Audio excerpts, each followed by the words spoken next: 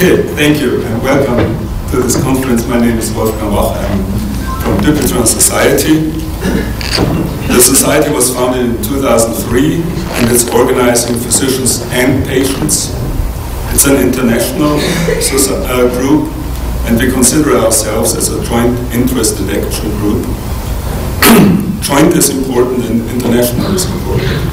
International because Dupuytren's doesn't care about borders, so why should we?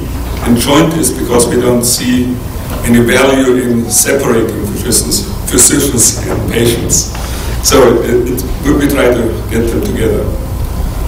I should mention probably at this point that we are a non-profit organization and everyone working in this organization, unfortunately including myself, is unpaid volunteers. So we are located in Germany. That's for historical reasons. You have to be located somewhere. And it has some other good reasons, like this one. That's where we are located. Other people are going on vacation there, so hey, you might come as well and see us. Okay, that's something I should mention as well. There's nothing to disclose. This society actually funds itself out of donations. So we are chronically short of money, unfortunately. Now, to my personal history, I'm a patient.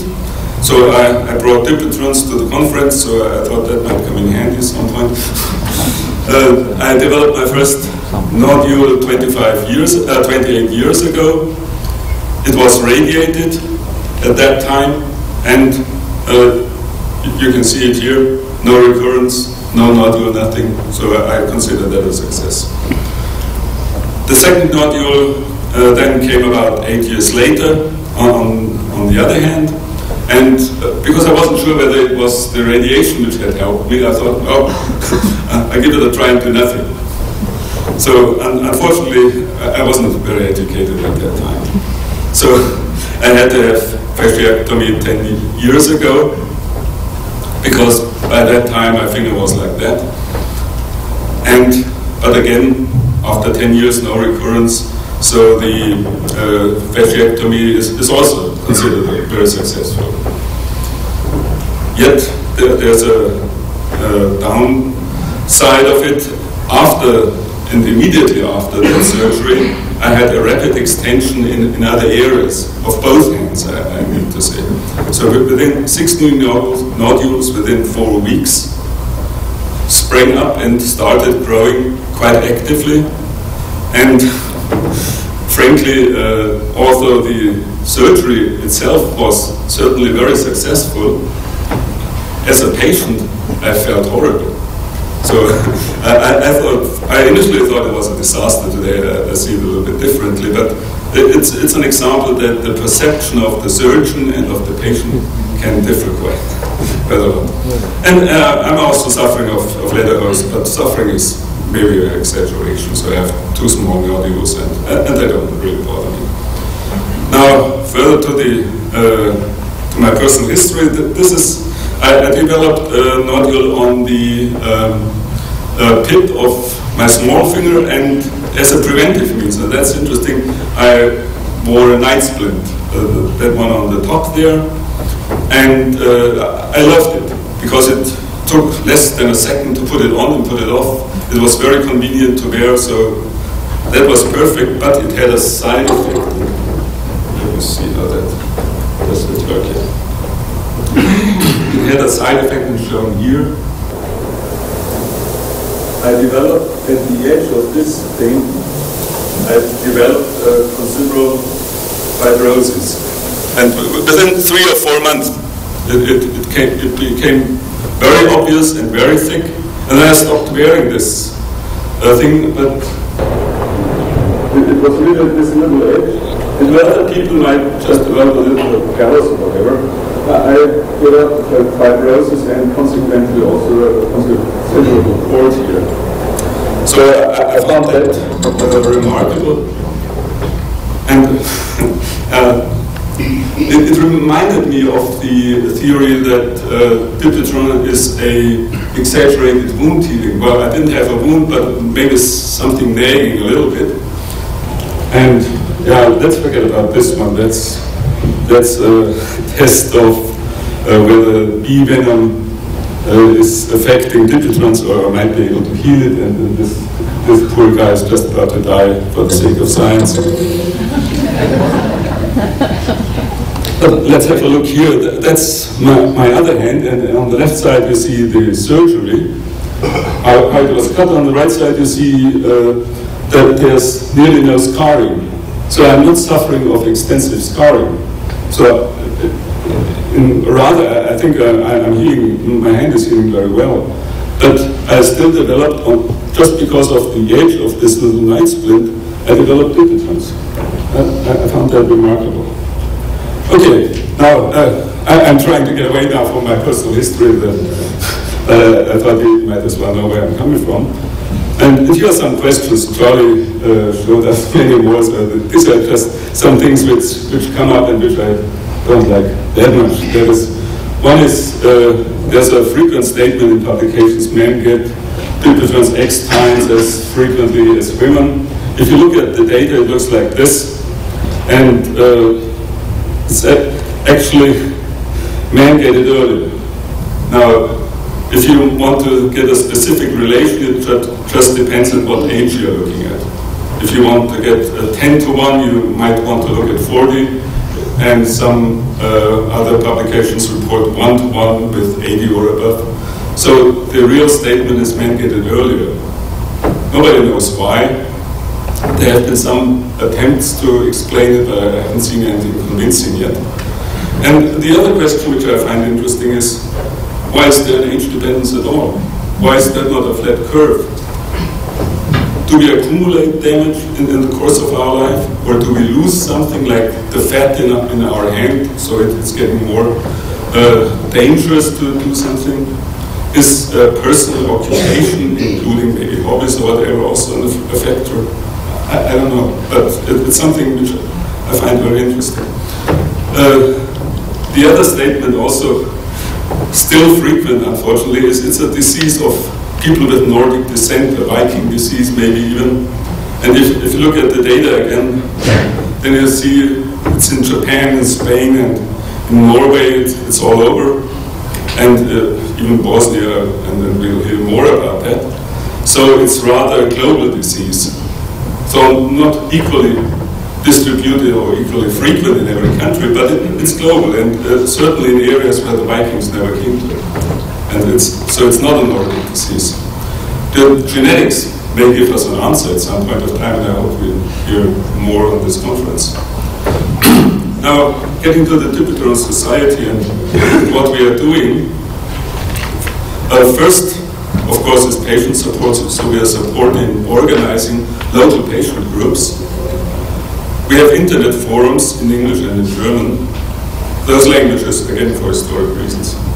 We have about 1,500 registered users, patients. We have about 600 people accessing our forums every day. So we estimate that we're reaching about 50 to 100,000 patients per year. Now that's an estimate, maybe less or more. Nobody really knows, we don't count them. And we also are representing Dupuytren patients in organizations like IIPO, which is the International Association of Patients Organizations, or in dealing with specific local organizations like NICE or NHS or something like that. Okay, now one of our key goals is informing about therapies, informing about therapies of Dupuytren's, and in that we have a specific goal. And to explain that, I go back to a publication which is 50 years old about, and that's, and Luck at that time already wrote, the past little attempt has been made to classify the stage of the disease and then employ therapeutic methods based upon the stage of the process. Now, that's still true today, unfortunately. But what we are driving at, or what we think would make sense, is something like that. We have stage and related therapies. Now, you could certainly discuss whether this should be a full point or should have another one here, or whether Ganas also would extend in those regions. That's something to be discussed, but basically that's what you should have in mind: a staged treatment and trying to keep the disease at bay to the most extent. And we are also supporting research. Unfortunately, as I mentioned earlier, we do not have that much money, but we try to do our best. So we have some small initiatives where we collect data ourselves, because we have access to many patients via the forum, via email, so we have email addresses of 1,500 patients. So in this case, for example, we asked patients who are taking NIC whether they see any effect on their Dupuytrens, and found that if you take it long enough, it does have some effect, but it's not dramatic, unfortunately.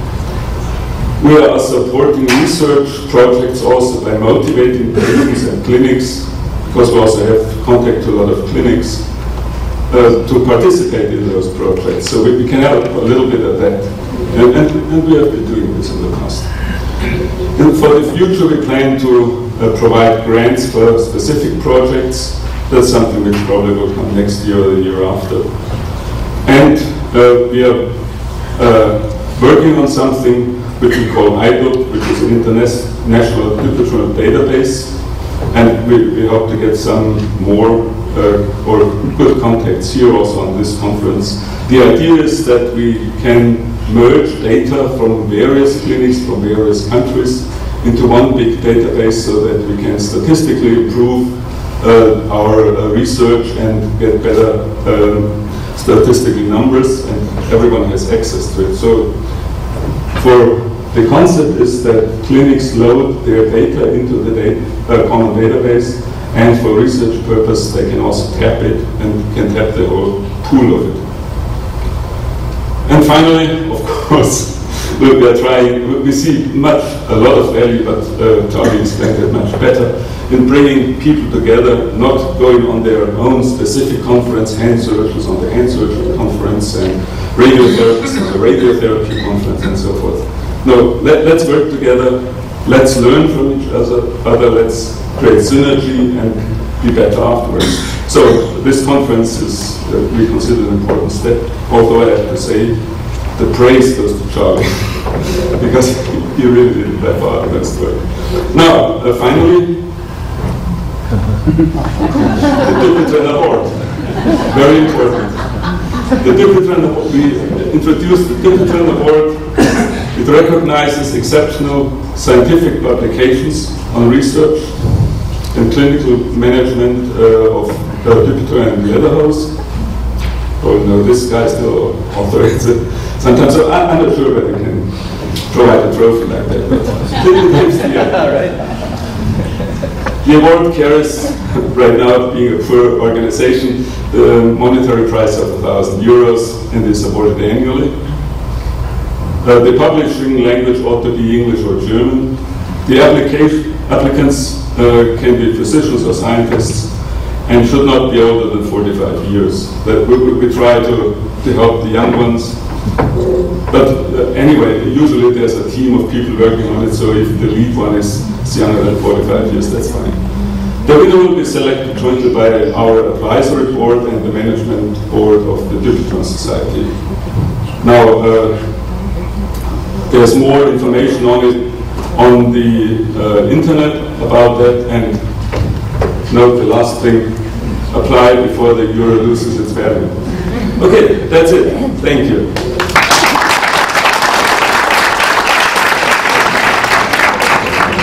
I think we keep the time for questions afterwards, and the little time which is left, maybe somebody else.